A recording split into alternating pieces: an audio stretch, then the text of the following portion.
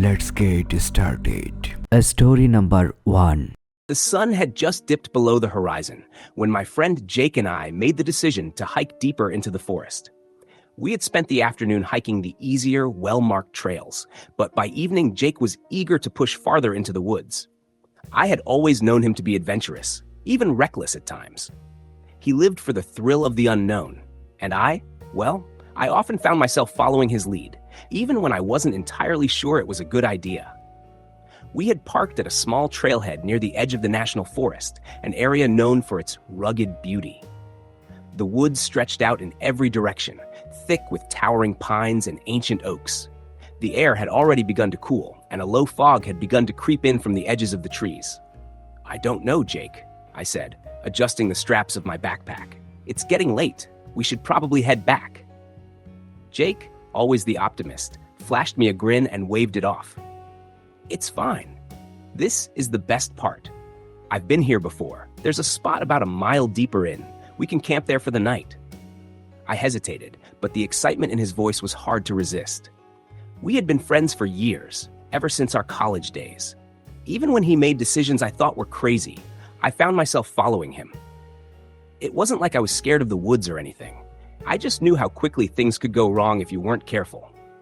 But tonight, I felt something was off. The woods felt different. There was a thick silence that hung in the air, one that pressed against me, muffling even the sounds of our footsteps. I guess a quick stop wouldn't hurt," I said finally, trying to convince myself. Jake grinned and nodded, turning toward the path that would take us deeper into the forest. The light from the fading sunset barely made its way through the thick canopy of leaves, casting long shadows across the trail. We kept walking, the ground beneath our boots crunching with the occasional twig or dried leaf. For the first few minutes, everything was normal, the sounds of distant birds and the occasional rustling of leaves in the wind. But the deeper we went, the quieter it became. After about half an hour, the faint noises from the forest had ceased entirely. There was no wind, no rustling, no animals, just an eerie silence. "See?" Jake said, clearly unaware of the shift in the atmosphere.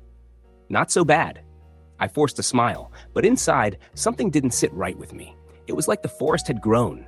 Too still.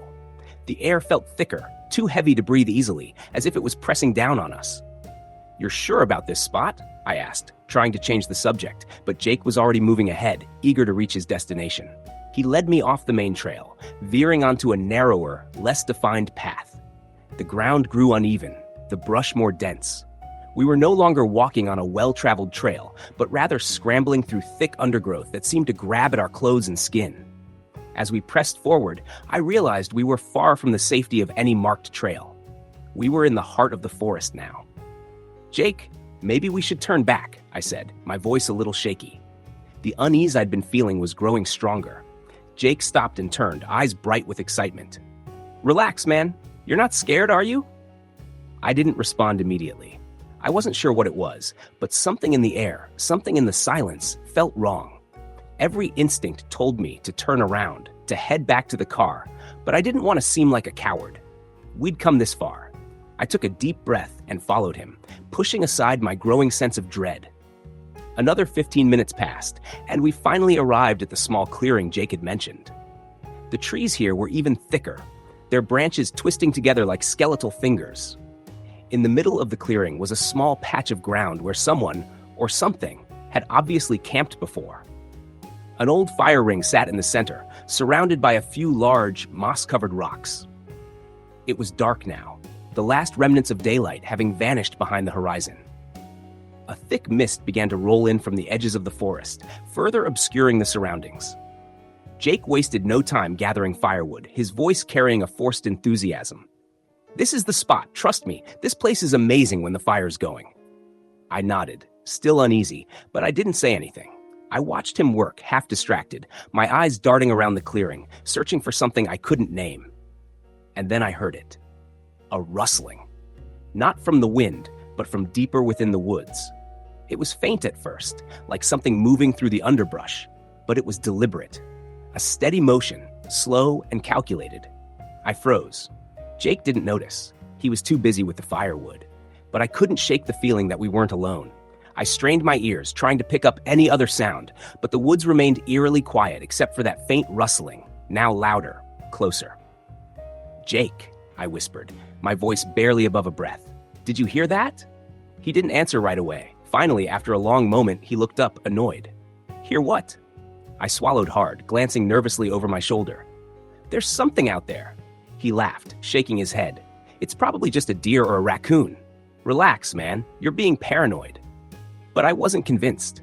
I could feel something watching us. I didn't know what it was, but I knew we weren't alone. The rustling continued, closer now, and I could swear I heard the faintest sound of something heavy moving through the trees. Something bigger than a deer. "Jake, seriously, we need to go," I said, more urgently this time. "I don't like this." Jake shot me a look, but his expression faltered when the rustling came again, this time much closer. We both turned in unison, scanning the darkness just beyond the reach of our firelight. The mist had thickened, and the shadows seemed to stretch unnaturally, growing larger and darker as the minutes passed. All right, Jake said, his voice losing some of its bravado. "I get it. Let's pack it up." We began to gather our things, but just as I turned to grab my pack, I heard it again. But this time, it wasn't just a rustling. It was a deep, guttural growl, low and steady, like it was coming from something that didn't belong to this world. Jake froze. It was close. So close, I could almost feel the ground vibrating beneath my feet. I glanced at him, my heart racing, but he was already backing away toward the edge of the clearing, his eyes wide with fear. "That's not a raccoon," he whispered. I didn't need to hear more. I bolted, following Jake as he rushed toward the path, the two of us stumbling over roots and rocks in our frantic attempt to escape whatever was out there. Behind us, the growl grew louder, and now it was joined by something else. Footsteps. Heavy, deliberate footsteps, moving quickly, gaining on us. I could hear the sound of something crashing through the underbrush, breaking branches as it chased us. My breath came in ragged gasps, my legs burning from the effort, but I couldn't stop. I couldn't look back. The footsteps were right behind us now, and I could hear something. No, someone breathing heavily in the darkness, its presence looming just out of reach. We ran faster until the sound of the footsteps abruptly stopped. We both slowed down, trying to catch our breath, but the silence that followed was even worse. I could feel the tension building in the air, the feeling of being hunted. Then I heard something that made my blood run cold. A voice, deep and raspy, carrying through the trees. "Stay. Just a little longer." I looked at Jake, his face pale in the dim light. He nodded, just barely, and without saying another word, we ran again, not daring to stop until we reached the car. When we finally made it back to the road, the mist began to lift, and the air seemed to clear. But the weight of what we had experienced, what we had run from, stayed with us long after we left the woods behind. Neither of us spoke a word as we drove away. We didn't need to. We both knew the truth. We would never go back there. Not for anything. Story, the end. Story number 2. I grew up in the deep woods of West Virginia. My family owned a few hundred acres of thick forest, stretching along a winding river. It was the kind of place where the trees swallowed all sound, where the night was blacker than anything you'd ever seen. We weren't completely isolated. There was a small town about 20 miles away, but once you were on our property, it was easy to feel like the only person left in the world. That was fine by me. I loved the woods. Until the summer of 2003. I was 17 that year, and my parents had left me alone for the weekend. They had gone to visit my aunt in Kentucky, trusting me to take care of the house and our 2 dogs, Rufus and Cleo. I wasn't worried. I'd spent plenty of nights alone before, and I enjoyed the solitude. The first night was uneventful. I made dinner, watched TV for a while, then locked up and went to bed. The only sound was the occasional hoot of an owl or the rustling of something moving through the underbrush outside. Normal forest noises. But the second night, something changed. It started just after sunset.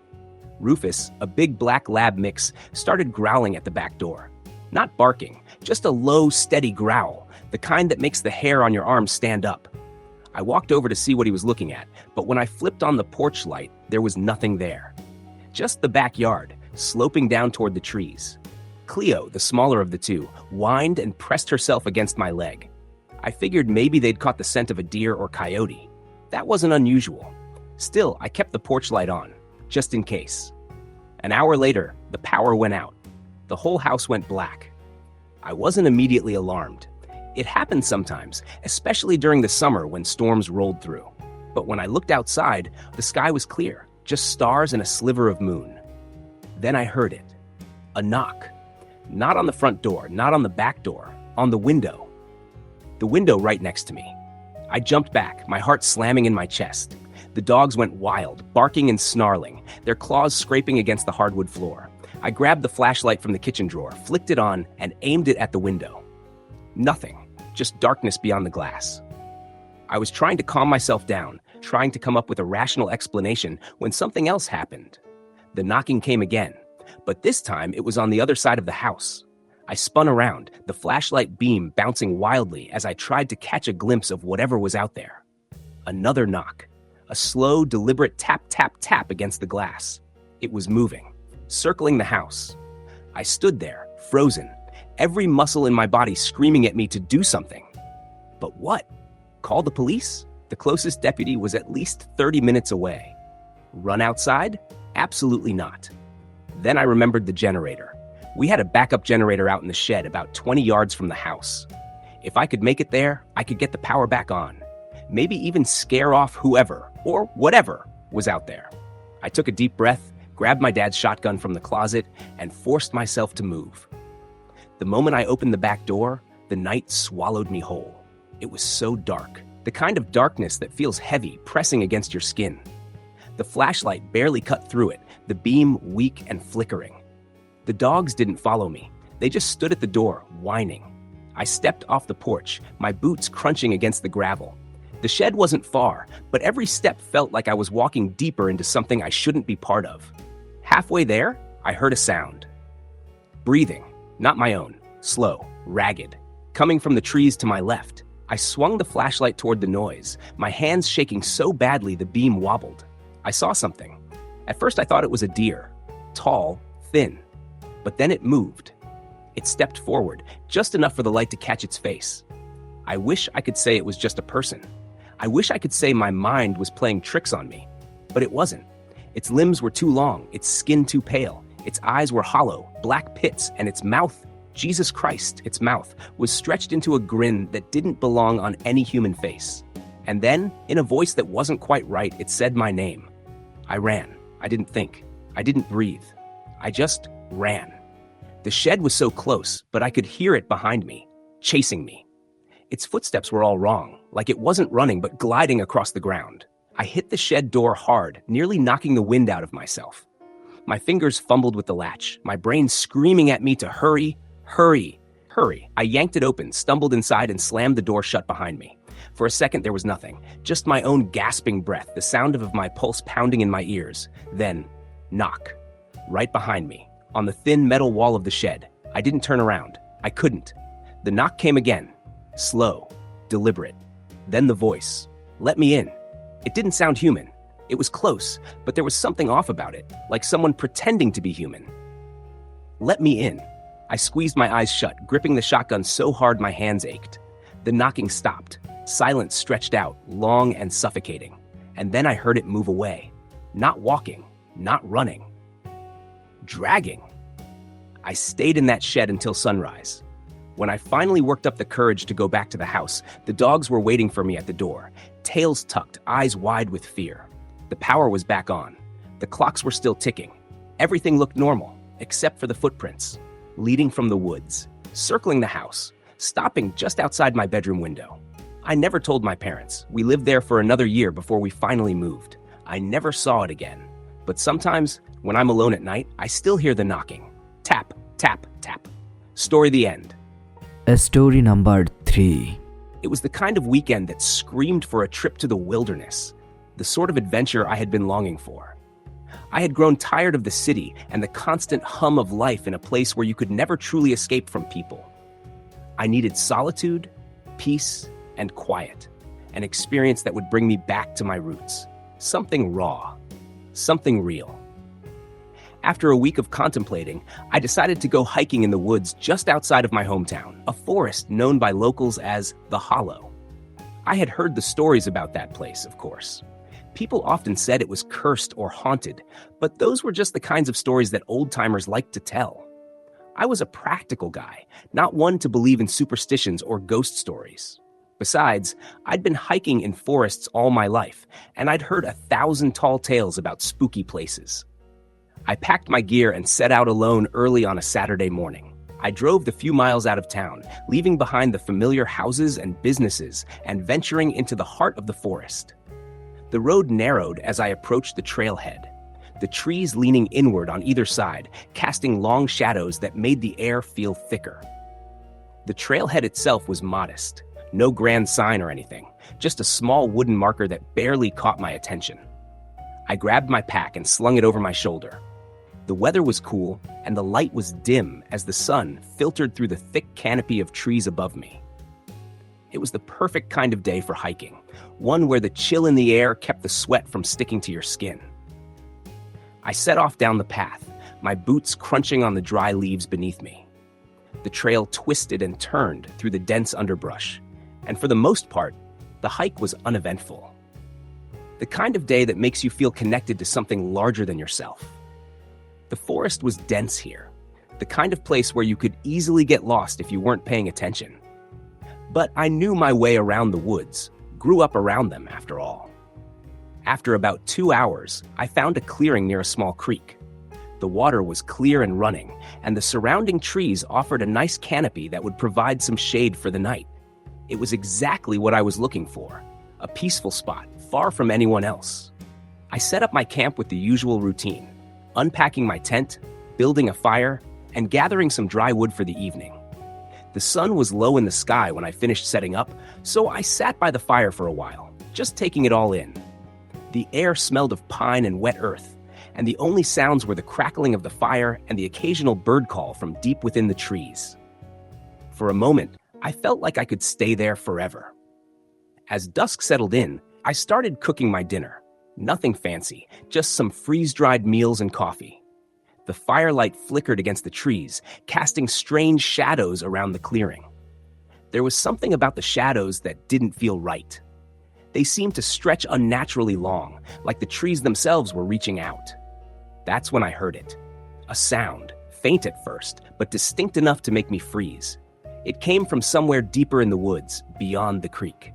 It was a soft rustling noise, like something moving through the underbrush. I paused, listening closely. I had been alone all day, and the forest had been quiet. Too quiet, really. There were no birds singing, no animals scurrying around, just the sound of my fire crackling and that faint rustling noise. At first, I thought it was just a deer or maybe a bear. But as the minutes passed, I realized it wasn't an animal. It was too deliberate, too rhythmic, almost like someone was walking through the forest. I stood up, grabbing my flashlight, and moved toward the noise. The beam of light cut through the trees, but there was nothing. No movement, no rustling, just the wind stirring the leaves. I walked a little further, calling out softly, "Hello? Is someone out there?" No response. My heart was starting to race now. I told myself it was probably just some hikers who had gotten lost, or maybe someone else enjoying the woods. I was alone, but it didn't seem like there was any real danger. Still, I couldn't shake the feeling that something wasn't right. I decided to head back to my camp. As I turned around, I heard it again, this time much closer. The distinct sound of footsteps, slow, measured, but unmistakable. My breath caught in my throat. Whoever or whatever was out there was getting closer. I reached the clearing in a hurry, my heart pounding in my chest. I spun around and shone the flashlight into the trees. But again, there was nothing. Just the dark silhouettes of the trees stretching into the night. I felt a chill run down my spine. I told myself to calm down, that it was just my nerves. Maybe it was a deer or an animal of some kind. But it didn't feel like that. There was something about the silence surrounding the footsteps that made my stomach twist. I tried to settle myself down, but I couldn't. The feeling of being watched was overwhelming. I sat by the fire, my eyes darting to the tree line, listening for any sign of movement. But nothing came. The rest of the night passed in a strange kind of limbo. I barely slept. Every time I closed my eyes, I could hear the rustling, the soft footfalls in the distance. But when I opened my eyes, the forest was still, silent. The next morning, I packed up my camp early. I was eager to get out of that strange, oppressive place. But as I was breaking down my tent, I noticed something. A set of footprints just beyond the clearing. They were large, too large to be human and too deep for a bear. I walked closer, examining them carefully. The prints were uneven, as if the thing that left them was dragging something behind it. The footprints led off into the trees, disappearing into the thick underbrush. I stood there for a moment, my mind racing. Could it be an animal? A very large animal? But something told me it wasn't. The tracks didn't make sense. I had been alone all night, and I would have heard if anyone had been walking through the forest. The tracks were too fresh to have been made the night before, and I hadn't seen anyone. The hairs on the back of my neck stood up. I debated for a moment whether or not I should follow the trail, but the overwhelming sense of dread that had settled in my gut kept me from doing so. Instead, I packed up the rest of my things and quickly made my way back to the trailhead, my heart racing the whole way. I didn't speak to anyone about what happened. When I got back to town, I didn't even go to the sheriff's office, though part of me wondered if I should have. I kept it to myself, thinking it was just an overactive imagination, or maybe something explainable that I couldn't quite piece together. That night, I sat in my apartment, replaying the events in my head. The strange rustling, the mysterious footsteps, the tracks that didn't seem to belong to anything I could identify. The unease still hadn't left me. But it wasn't until the following week that I learned something unsettling. I ran into an old friend, someone who had lived in the town his whole life. I casually mentioned that I had gone out to the hollow, and his face changed. "You were out there?" he asked, voice low, almost like a warning. "I've heard stories. Bad things happen out there." "Like what?" I asked, trying to laugh it off. He hesitated for a moment, then lowered his voice. "People go missing. Strange things happen. They say it's cursed. The forest doesn't let you leave if it doesn't want you to." I didn't take him seriously at first, but as I listened to him talk, the same dread I'd felt in those woods that night came rushing back. The thing was, I'd been out there by myself. I hadn't seen anyone, hadn't heard anything that made sense. And yet, when I look back at that night, it all felt wrong. I never went back to that part of the woods, and I don't think I ever will. The tracks I saw, I never could figure out what made them. And that feeling of being watched, it never went away. The hollow isn't just a place on a map, it's a feeling. And some things are better left undisturbed. Story the end. Story number 4. I had never planned to go into the woods that day. In fact, I had tried to avoid them for years. But sometimes life doesn't give you a choice. It was mid-October when my brother Sam and I decided to take a weekend camping trip. It was supposed to be simple. A few days in the wild to escape our busy lives, some peace and quiet. A way to bond like we used to before everything got so complicated. Sam was always the adventurous one, the one who pushed us to do things that were at times reckless, but at least they were never boring. We drove for hours through winding roads, away from the city, and into the deeper parts of the forest. The trees seemed to close in around us as we neared our destination. Sam had planned the trip for months, picking out a spot near an old, secluded lake that few people ever visited. "Trust me," he said, his eyes gleaming with excitement as he pulled the car into a small clearing. "This place is perfect. We're going to be totally off the grid." The moment I stepped out of the car, I could feel the difference in the air. It was heavy, thick with the scent of damp leaves and earth. The silence was almost suffocating. No birds, no rustling of animals, just an unnatural stillness that made the hairs on the back of my neck stand up. I looked at Sam, who was already unpacking the gear with a grin. "Yeah, it's definitely remote," I muttered. "A little too remote." "That's the point," he laughed, tossing me a tent pole. "You always say you want to get away from it all. Well, here you are. No distractions, no technology, just us and nature." I forced a smile, but deep down, something didn't feel right. There was something about the way the forest seemed to encroach upon us, the way the trees seemed to loom just a little too closely to the clearing. It was as though the forest was watching us, waiting for us to make the wrong move. We set up camp quickly, and as the sun began to dip behind the thick canopy, I felt a strange pull to venture toward the lake Sam had mentioned. The air was turning cooler, and a strange mist was starting to creep in from the water. "Come on, let's take a walk," Sam said, his voice a little too cheerful, as if he were trying to convince himself more than me. Reluctantly, I followed him, my boots crunching on the dry leaves beneath our feet. As we neared the edge of the lake, the mist grew thicker, curling around the base of the trees. The surface of the water was dark, almost black, and perfectly still. I squinted at it, and for a moment I thought I saw something move beneath the surface. A shadow, maybe, or the ripples of something large. Sam didn't seem to notice. He was too busy scanning the area, eyes wide with excitement. "This place is amazing," he said, his voice full of awe. "Can you imagine how quiet it gets here at night? It's like the world just disappears."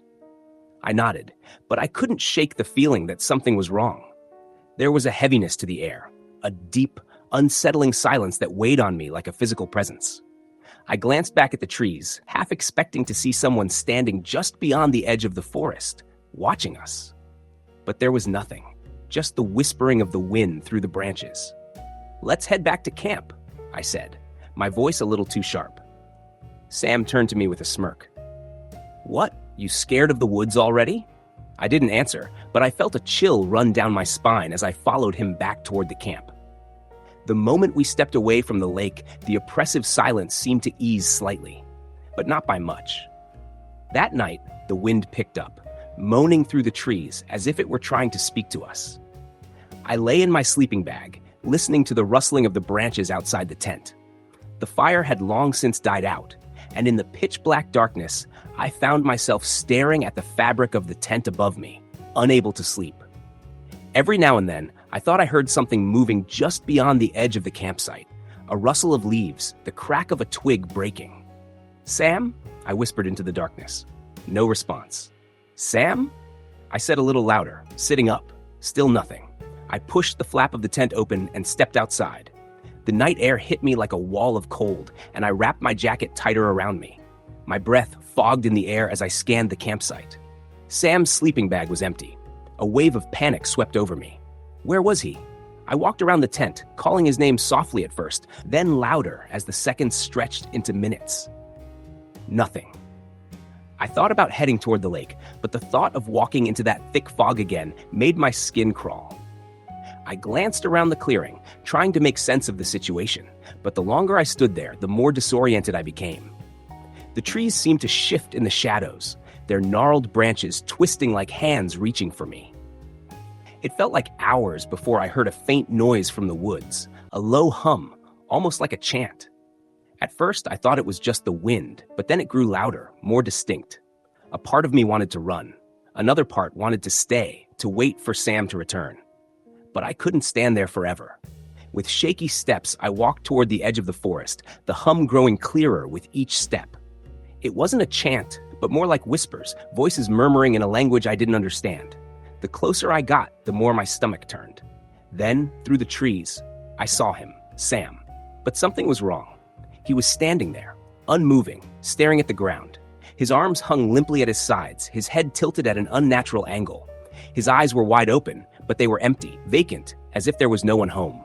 "Sam!" I cried, running toward him. He didn't respond.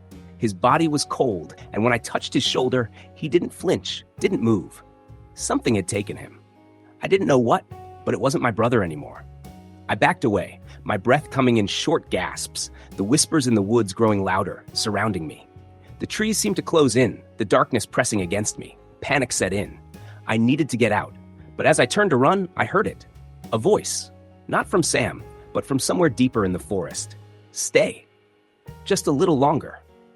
The words wrapped around me like a vice, freezing me in place. My heart raced, my legs trembling, but I couldn't move. The voice, it wasn't human. Then, the ground beneath me began to shake. A low rumble, almost like the earth was groaning in pain. The mist, thick as smoke, swirled around me, choking the air. And then I saw it. In the distance, through the fog, something was moving. Something large, towering, with limbs that stretched impossibly long. Its shape was distorted, as if it didn't belong to this world.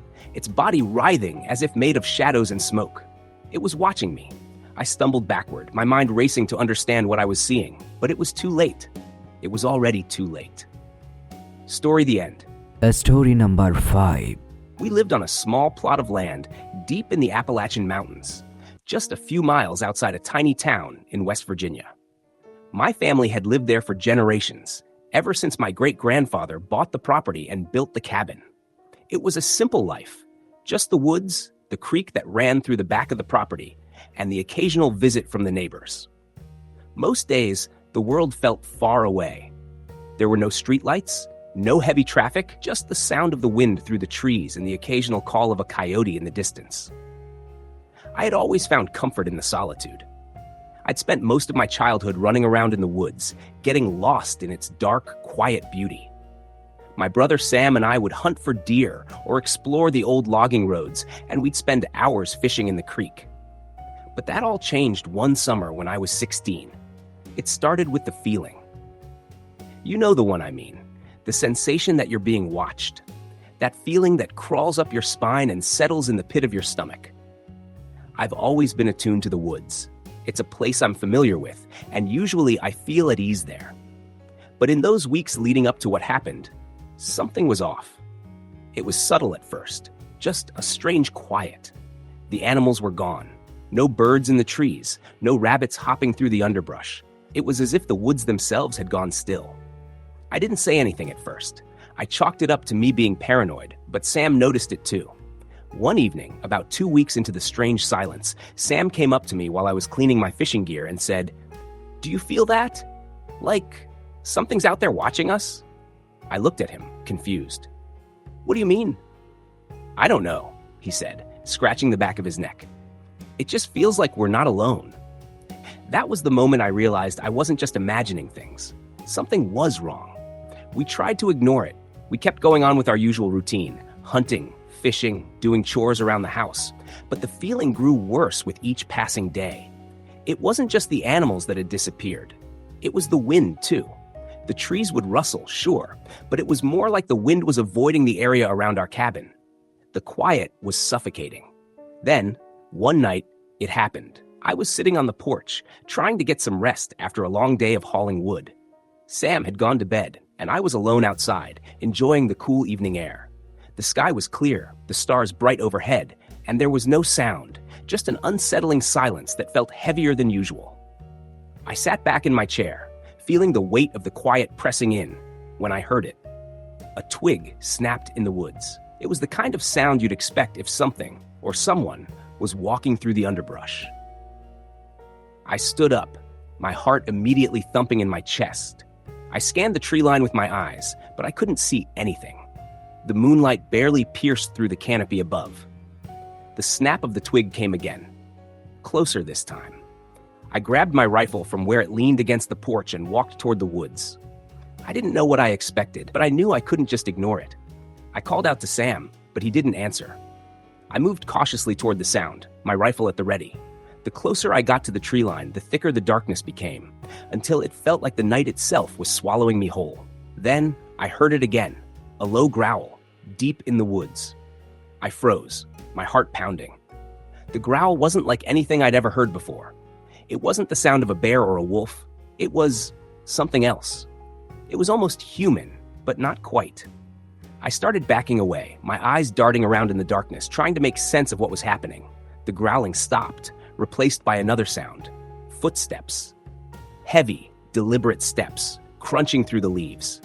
I turned and ran back to the cabin, nearly tripping over the uneven ground in my panic.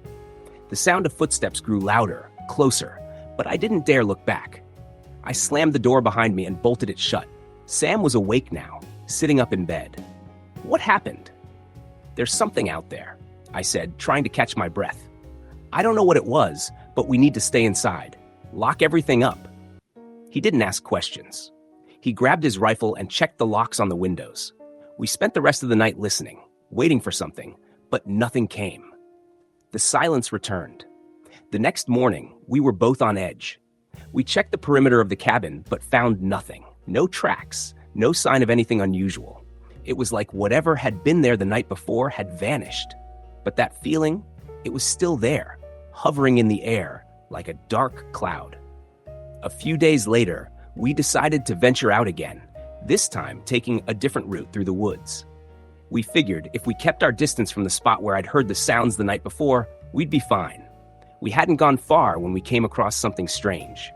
It was a tree, bent almost in half, with large, claw-like marks scraped deep into the bark. At first, I thought it was just the work of a bear or some other animal, but the marks were too large, too deliberate. They looked like fingers, long and jagged.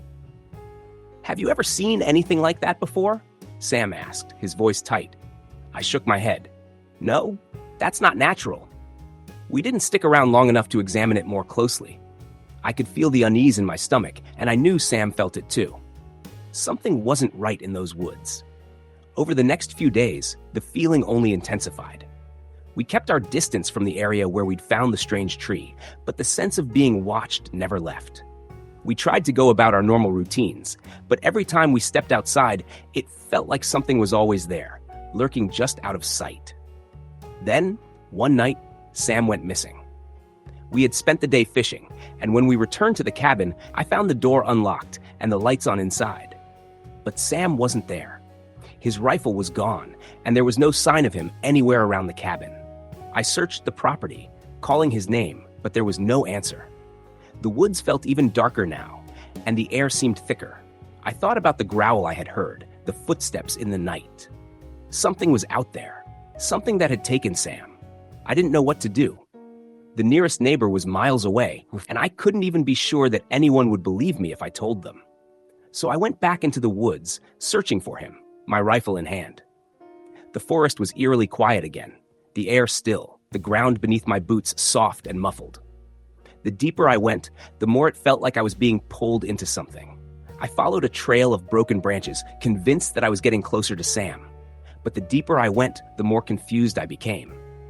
Then I saw it, a figure standing at the edge of the clearing, just out of the reach of the moonlight. I couldn't make out its features at first. It was tall, too tall, its body bent in a strange way, like it was wrong. It didn't move, just stood there, staring at me. My heart pounded, and I raised my rifle, but I couldn't make myself pull the trigger. And then it moved. It was faster than anything I'd ever seen. The thing darted toward me, its movements unnatural and jerky, like a broken puppet. I barely had time to react. I fired once, twice, and missed. The thing leapt at me, its claws, those long, jagged claws, scraping across my arm. I ran. I didn't stop. I ran until I couldn't feel my legs anymore, until the sound of it chasing me faded into the distance. When I made it back to the cabin, I found Sam. He was sitting on the porch, staring at the woods, like nothing had ever happened. But something was different about him. He didn't speak. He didn't move when I called his name. He just stared ahead, blank-eyed and unmoving. That night, we left the cabin. I don't know if Sam was the same person anymore. I don't know what I saw in the woods that night, but I do know this. Whatever it wasn't human. We never went back. Story the end. Story number 6. The woods were always a place of comfort for me growing up. My family had a cabin nestled deep in the foothills of the Adirondacks. I had spent countless weekends there with my parents, hiking along the trails, fishing in the streams, and camping in the surrounding forests. The deep woods never seemed threatening. They were my sanctuary, my escape. But that all changed one summer when I decided to hike into the wilderness alone, far beyond the areas I had been to before. It was mid-July when I decided to take the trip. I was 24 at the time, and the idea of being completely alone in nature, surrounded only by trees and the quiet of the wilderness, felt appealing. My friends thought I was crazy. They warned me about getting lost, about the dangers of being alone in the woods. But I was confident in my skills. I had spent so much time hiking and camping over the years that I didn't think I needed company or even a guide. I trusted the woods. They were a part of me. I set off early in the morning, leaving the cabin behind as I ventured deeper into the woods. The day started out warm and sunny, the kind of summer day where the air feels alive with the hum of insects. I followed the path that I knew well, leading up to a stream that cut through the forest. The water was clear, the sound of the current soothing as it rushed over the smooth rocks. For hours I hiked, crossing streams and climbing through dense thickets. As the sun began to set, I realized that I had gone farther than I had intended. But there was something about the woods at that hour, something magical. The shadows stretched long across the ground, the air turning cooler as the night descended. I made the decision to set up camp, knowing I was too far from any trailhead to make it back before dark. I found a small clearing not far from the stream and set up my tent. The night was quiet, save for the occasional rustle of leaves or the distant call of an owl. I started a small fire, the crackling sound adding to the serenity of the scene. As I sat by the fire, cooking a simple meal and watching the flames dance, I couldn't help but feel a sense of peace. This was what I had come for: the solitude, the stillness of nature, the feeling that I was a part of something much larger than myself. But then, just as I was finishing my meal, I heard something. It was faint at first, like the sound of a twig snapping in the distance. I stopped, listening carefully. The noise came again, this time closer. It was the unmistakable sound of something moving through the underbrush, deliberate and slow. I stood up, heart racing, and scanned the surrounding trees with my flashlight. At first, I saw nothing. The forest seemed to be holding its breath. I dismissed the noise, convincing myself that it was probably just an animal. Maybe a deer or a bear, something harmless. The woods were full of wildlife, after all. But then, the sound came again. This time, it was louder, unmistakably closer. It wasn't the sound of something moving through the underbrush. It was the sound of footsteps, slow, heavy footsteps. I froze, my mind racing. The woods were deep here, far away from any trails or campsites. The nearest road was miles away. The idea that there might be someone else out here, someone walking through the woods at this hour, sent a shiver down my spine.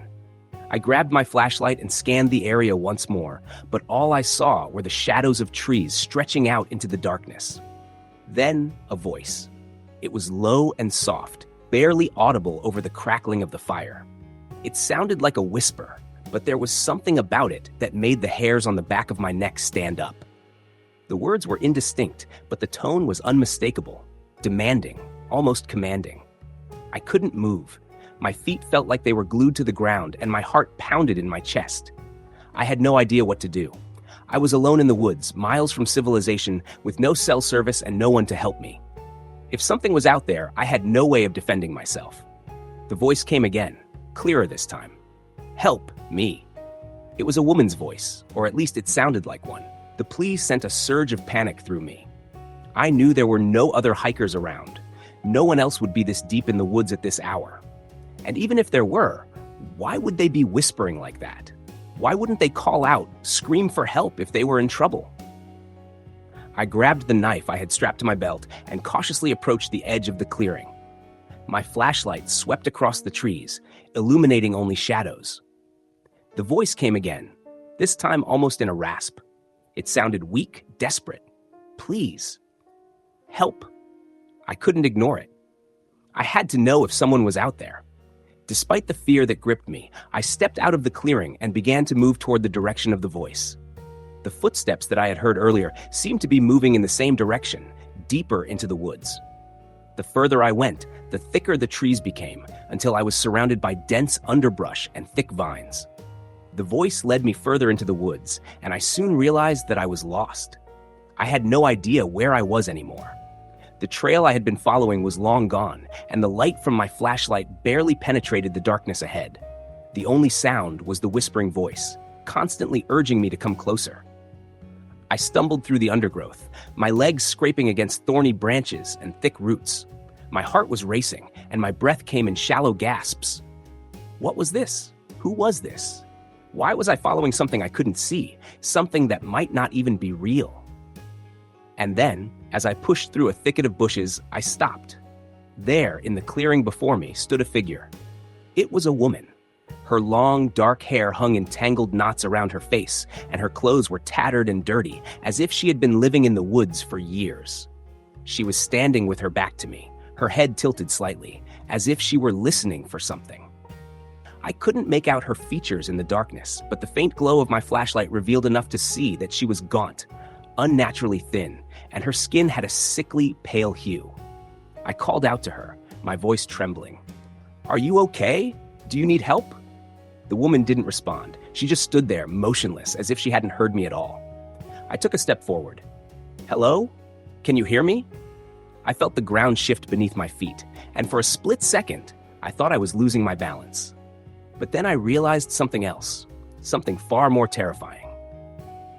The woman wasn't standing on solid ground. She was standing on a patch of dirt that was slowly sinking, as if the earth itself were giving way beneath her. Her feet were disappearing into the ground, and she didn't seem to notice. I backed away in horror, my heart pounding in my chest. The woman didn't move, didn't react. She just kept standing there, sinking into the earth, as if she were part of it. Suddenly, a voice, loud, guttural, and far too close, whispered in my ear. "Leave." I whipped around, shining my flashlight behind me, but there was nothing. The woods were empty. The woman was gone.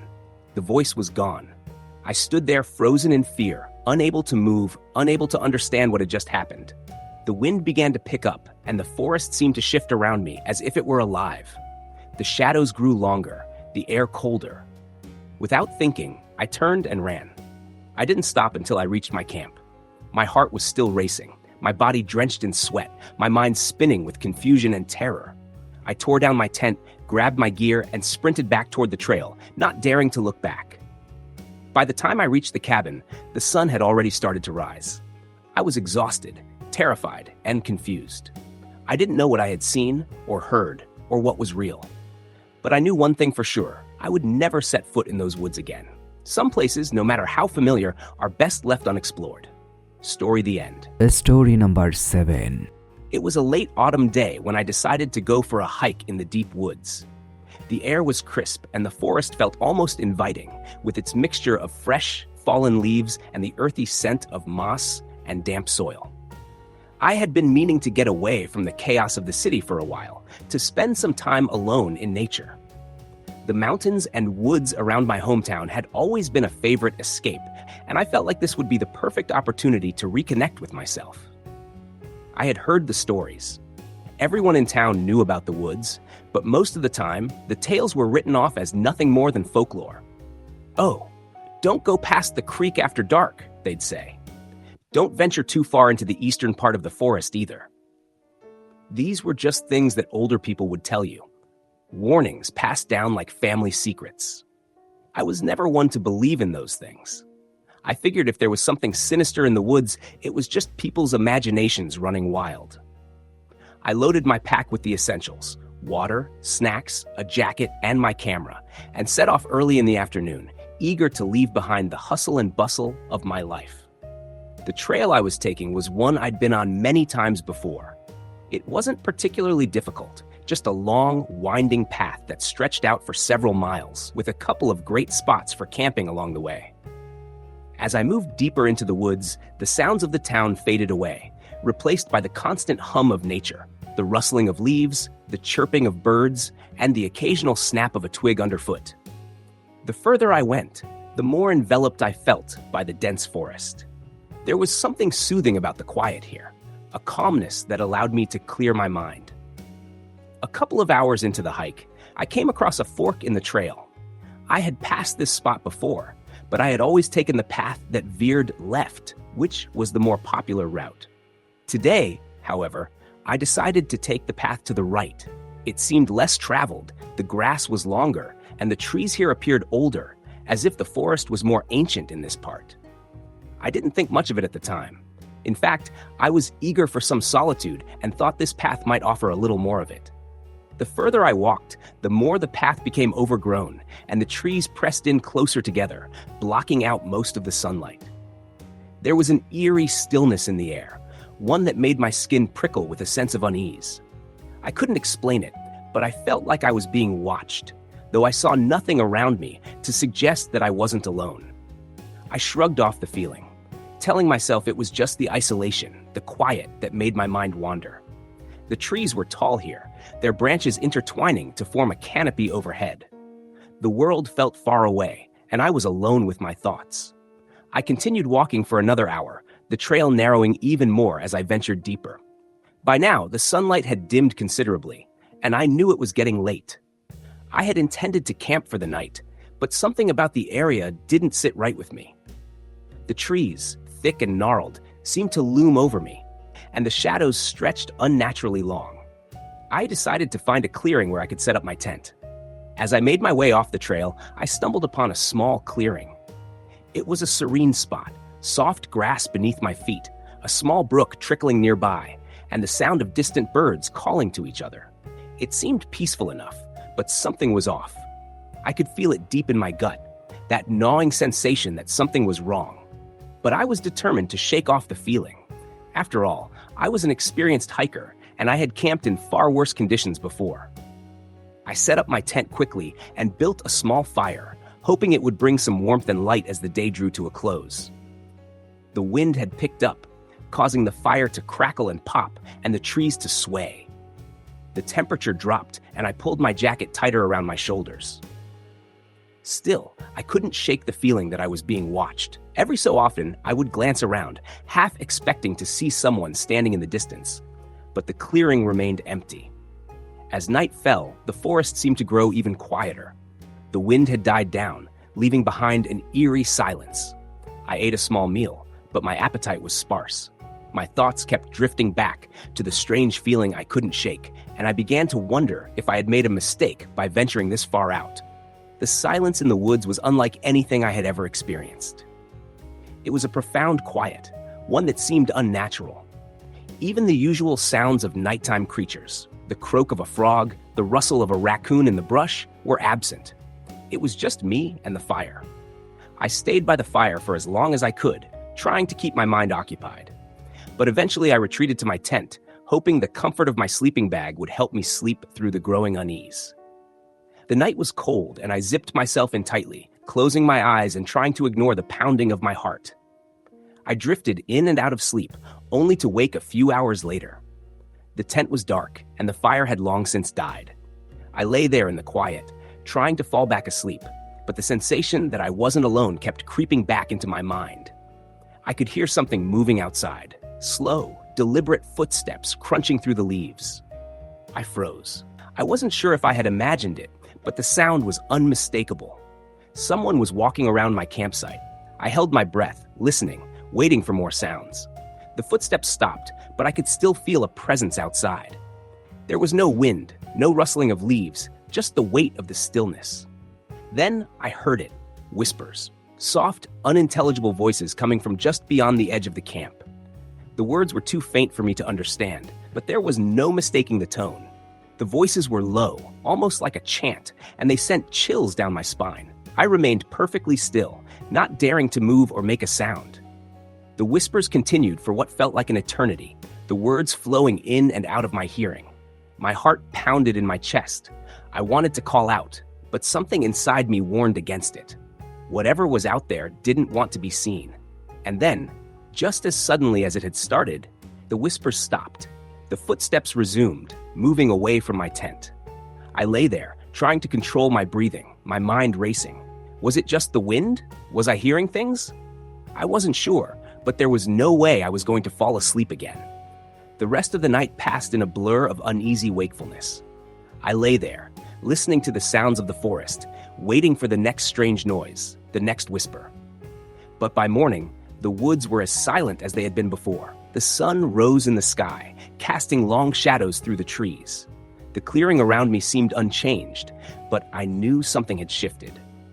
I packed up my gear as quickly as I could, not bothering to cook breakfast. My mind was still reeling from the strange events of the night, and I couldn't wait to leave the woods behind. As I made my way back to the trail, I glanced over my shoulder one last time, half expecting to see someone watching me from the trees. But there was nothing. When I finally returned to town, I didn't tell anyone about what had happened. I didn't think they would believe me, and part of me wasn't sure I even believed it myself. Maybe I had just imagined it, or maybe it was the isolation getting to me. But I knew one thing for certain: I would never go back to those woods. Some places are meant to be left undisturbed, and some things are better left unexplored. Story the end. Story number 8. It was a late autumn weekend when I made the decision to go camping in the woods. I had always been someone who loved nature, the silence of the forest, and the peace it brought. For years, I had hiked all across the mountains near my hometown in the Appalachian region, but there was one spot I had been hesitant to visit: a secluded part of the forest deep in the foothills that everyone in town warned me about. It wasn't that it was dangerous, necessarily, but there were stories, rumors that the place was cursed. Old-timers would say, "Don't go there after dark." But curiosity had a way of pushing aside caution, and I was determined to see it for myself. I drove out to the trailhead on a chilly Friday afternoon. The sun had already started to dip below the horizon, casting long shadows over the road. I should have thought better of it, but the pull to experience the area firsthand outweighed any rational thoughts about how I'd end up alone in the dark woods. The idea of solitude sounded refreshing. The trail was barely a path at all, more a faint trace through the thick underbrush that had been overgrown for years. But the way the trees leaned together, the way the wind whispered through the leaves, felt welcoming in a way that seemed almost comforting. The hike itself wasn't particularly difficult, but the deeper I went, the more I realized just how isolated I was. It had been a few hours when I finally found my spot, a small clearing beside an old creek. It was a peaceful place, nestled between the roots of ancient trees whose trunks seemed to stretch up to the heavens. The ground was soft with moss and the occasional patch of ferns.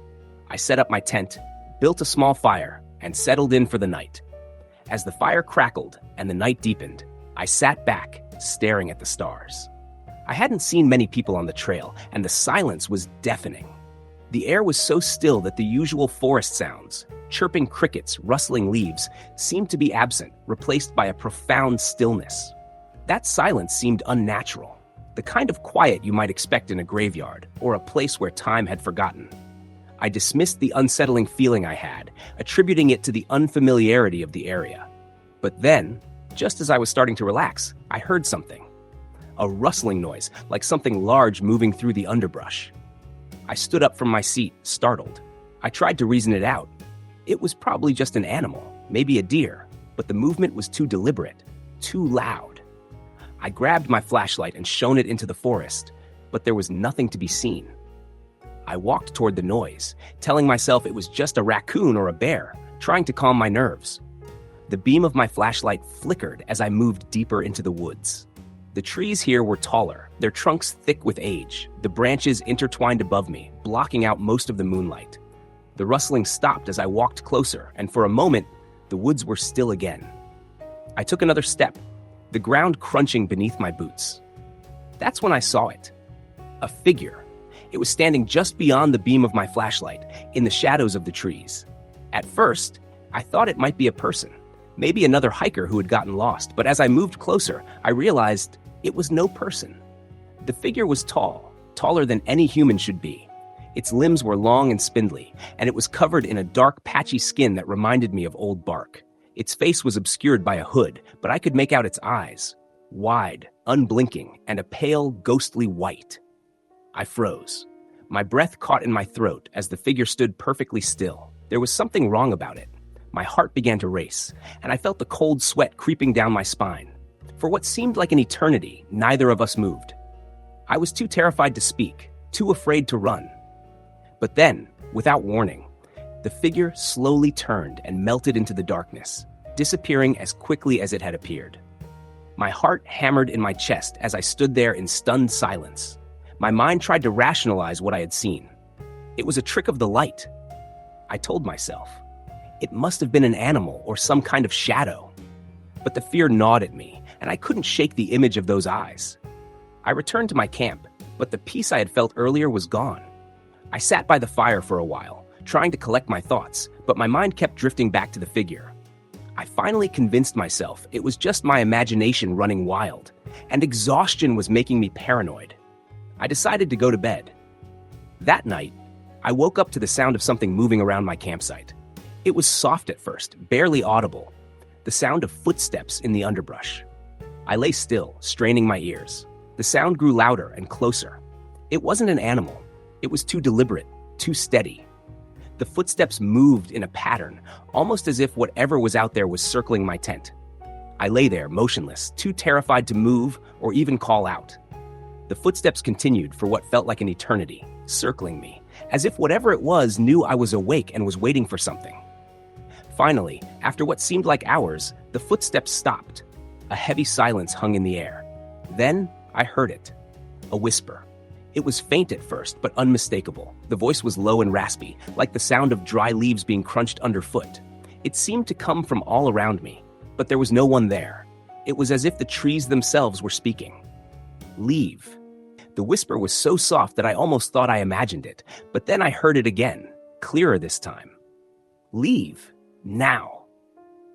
I bolted upright, my heart pounding in my chest. I fumbled for my flashlight, but my hands were shaking too much to hold it steady. I finally managed to turn it on, and the beam of light cut through the dark, illuminating the area around my campsite. There was nothing there. I scrambled out of the tent, my flashlight dancing wildly across the trees. I stood there for a moment, trying to catch my breath, but I could feel it, an overwhelming presence, as if I were being watched, stalked by something unseen. That's when I saw it again. A shape, barely visible through the trees. It was the same tall, dark figure I had seen earlier. It was standing at the edge of the clearing, watching me. But this time, it wasn't still. It was moving, slowly, almost gliding, as if it were floating just above the ground. I grabbed my gear and ran. I didn't care about packing up or trying to make sense of it. I just ran. I sprinted down the narrow trail, the beam of my flashlight bouncing in front of me, my breath coming in sharp gasps. I didn't look back, didn't stop to see if it was still there. All I could think about was getting out of that forest. I didn't stop running until I reached the truck. My legs were trembling, my mind a whirlwind of fear. I threw my gear into the back of the truck and jumped in. I didn't even think about driving carefully. I just sped down the narrow dirt road, my headlights cutting through the trees. When I finally reached the main highway, I pulled over, gasping for air, my hands gripping the wheel. I had no idea what had happened back there. I didn't know what that figure was or why I had heard those whispers. All I knew was that I wasn't going back. Ever. The next day, I tried to go to the sheriff's office and report what had happened. But when I mentioned the location of my campsite, the look on the deputy's face shifted. He told me that people had gone missing in that area before, that strange things had been reported, but he didn't go into detail. When I asked if they ever found anyone, he just shook his head. I never went back to that part of the woods. I haven't even returned to the town. It's been years now, and I can still hear the whispers when I think about it. And when I close my eyes, I see those pale, wide eyes watching from the darkness. Story the end.